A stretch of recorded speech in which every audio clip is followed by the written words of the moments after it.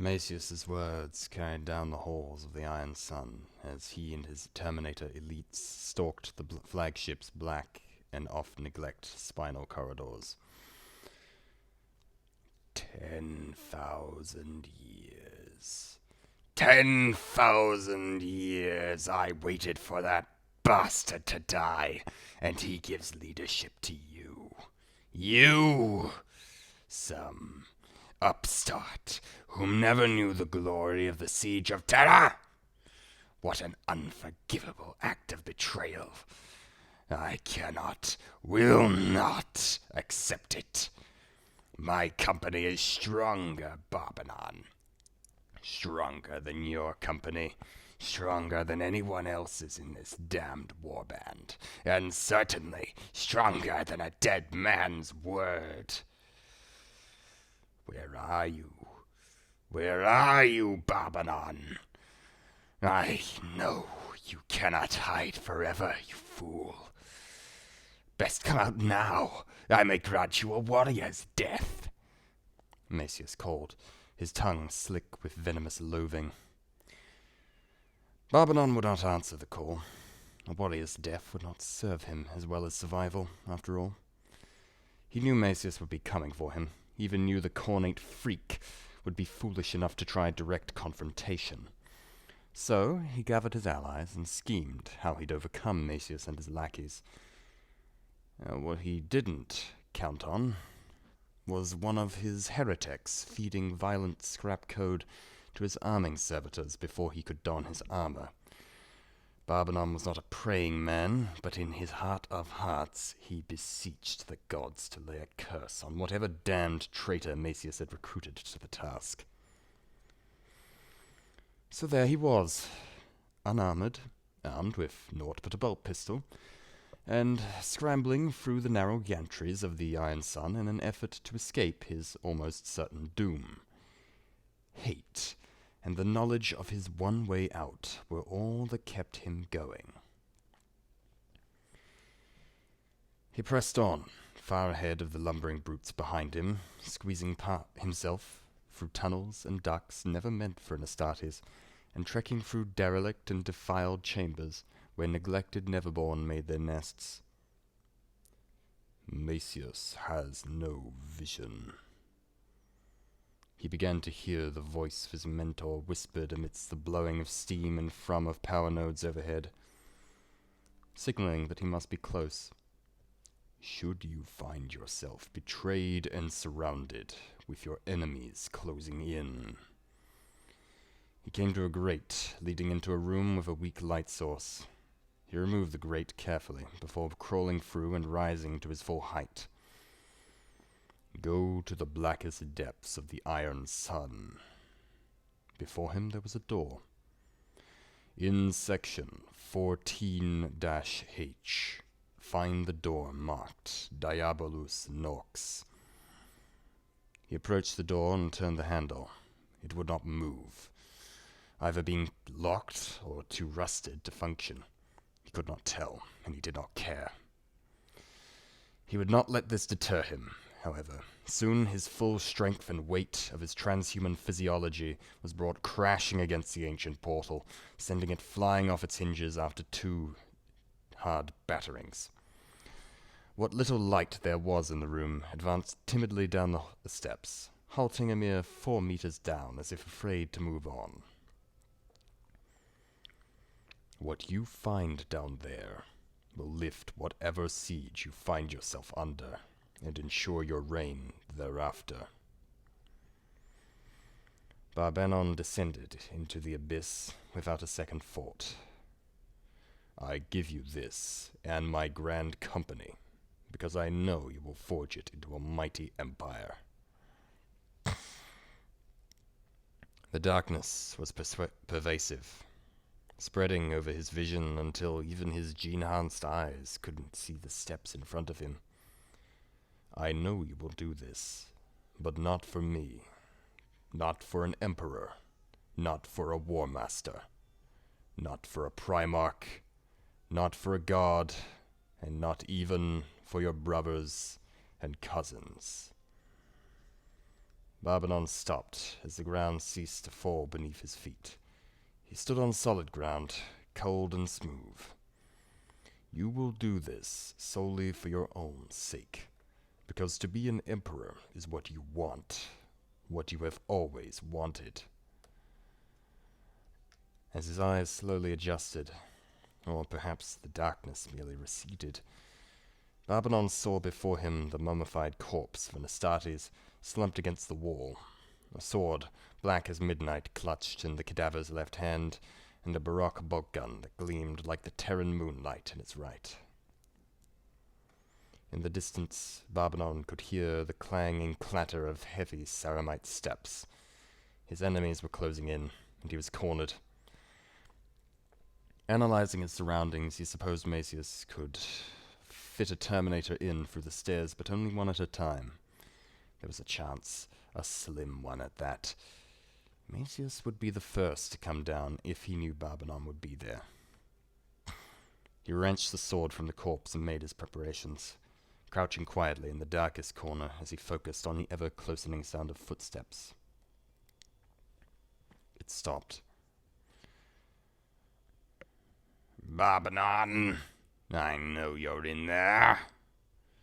Macius' amplified voice came barreling down the stairs. Barbanon gave no response, reciting the unbreakable litany in his head, while silently feeding the hate in his heart. "Come up here and face me, coward!" "From iron cometh strength." "What do you think you're going to do? Pierce my gloriously cursed armor with bare fists?" "From strength cometh will." "Is this really where you want to die? Come out and meet death with courage!" "From will cometh faith." For a time there is nothing. Then the clanking and clanging resumes as Barbanon's rival descends. "So be it. May you die as vermin beneath my heel." "From faith cometh honor." Macius finally ceased his blather. For a time the low beat of Barbanon's twin hearts and his rival's slow footsteps towards him were the only sound. The darkness seemed like light then.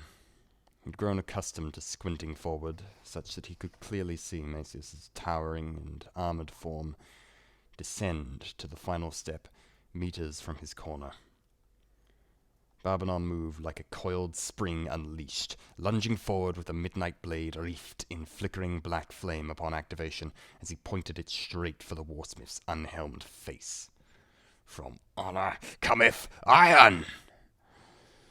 Macius brought his bladed gauntlet swinging around to swat Barbanon from the air coldly. He was sent to the floor before the blade could meet its mark, the black blade clattering against the floor beside him. He wasn't too injured by the blow, or even in much pain for that matter, but he knew he was dead. If Macius wanted, he could end it right then and there with his twin bolter. He would not be able to try for another blow, or even reach for his pistol. "You are finished," spoke Macius. "Bismarck was a fool to put vermin like you in charge. You could have rallied the slaves, found your way to the armory, or even made your way to the hangar and escaped altogether. And yet, you didn't do any of this, did you? Nay, instead you ran and hid in these demon-infested shadows like some simpering whoreson of the Red."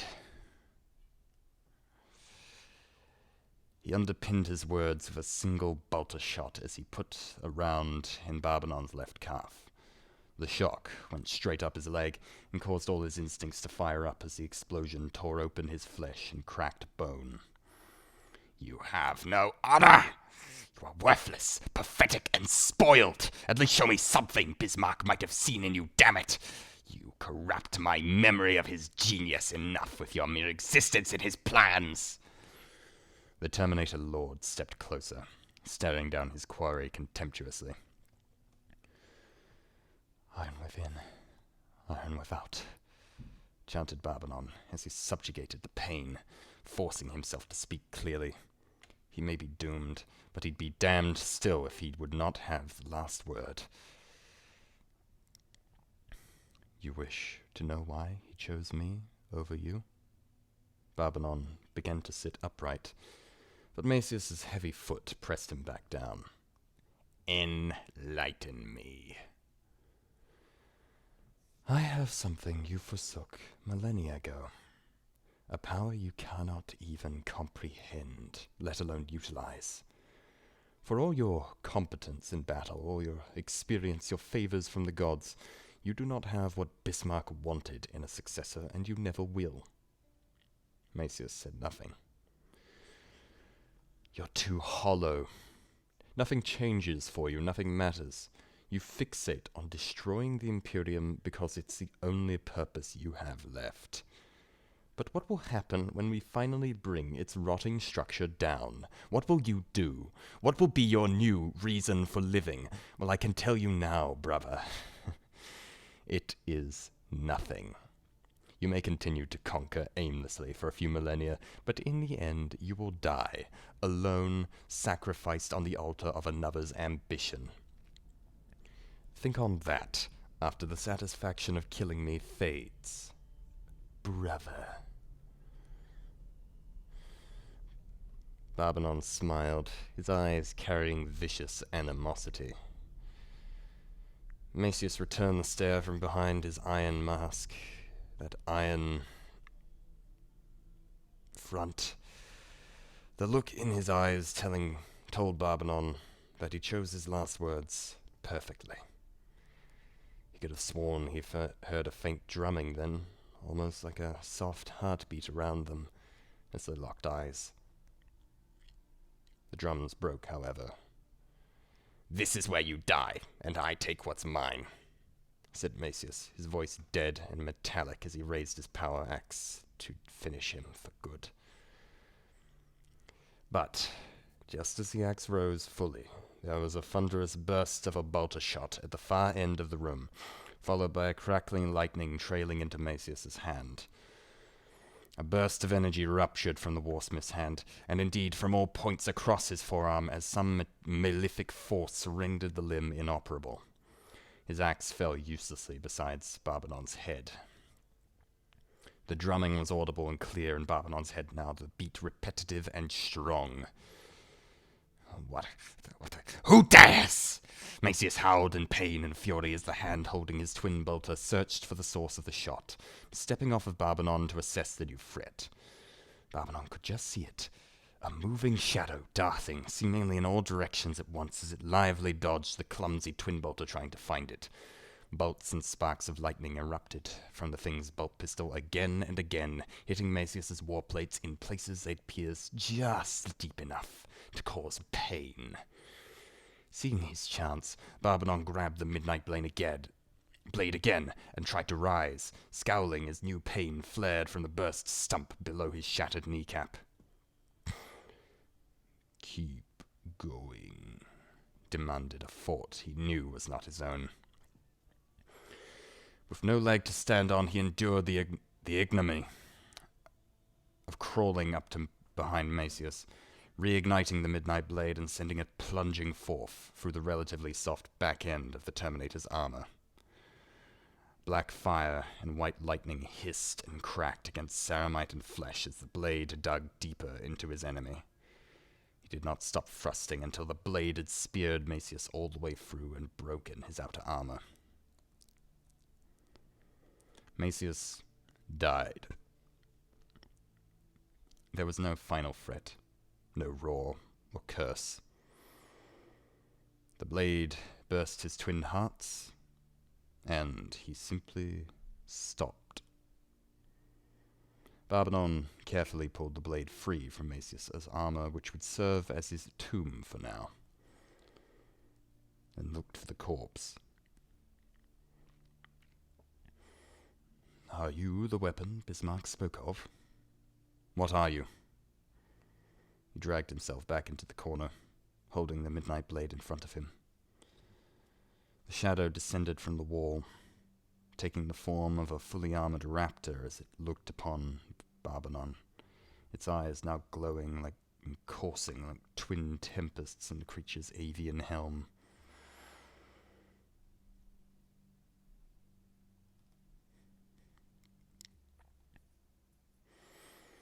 At first, the raptor, saying nothing, merely walked closer to Barbanon. Barbanon raised the midnight blade menacingly, gripping the weapon in both hands. "I will not be easy prey, whatever you are." He growled in warning. The raptor stopped, staring with something like curiosity. "My master, the one you called Bismarck, he called me Jabal." Its voice was hoarse and ancient, like scraping metal on old parchment tearing. "Your master is dead. He sent me to take your leash," replied Barbanon callously. "Then what is it you ask of me, my lord autocrat?" The raptor bent its knee in supplication, the darkness between them parting. "I would return to my throne. Your orders are to murder anyone who thinks to stop me," demanded Barbanon, forcing himself to his foot and leaning on the steadfast metal of his new sword. He found himself lighter, supported in part by the darkness around him. "By your word." The raptor peered up the stairs, and suddenly new forms appeared from the shadowy corners of the room as the drumming flared up once more. "Ave Dominus Nox," chanted the raptor, as the pack of new arrivals bolted up the stairs on wings of stormlight like vengeful furies.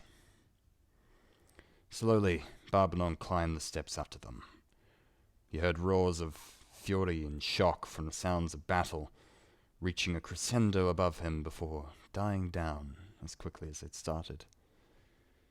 He did not stop until he'd made his way back to his chambers, then his throne, never encountering Macius's supporters, but sometimes hearing their death cries carried along the dead winds of the Iron Sun. No one dared oppose him once he asserted control of the warband. Not after that. He was their autocrat, their iron autocrat, and they would all know to submit to his will. Bismarck may have lost this war, but as the fighting on Cadia was reaching its zenith, Barbanon knew he would have his chance at conquest soon. For the time being, he would order a full withdrawal from the Corian sector and return to the Eye. He would need more allies before his campaign could truly begin.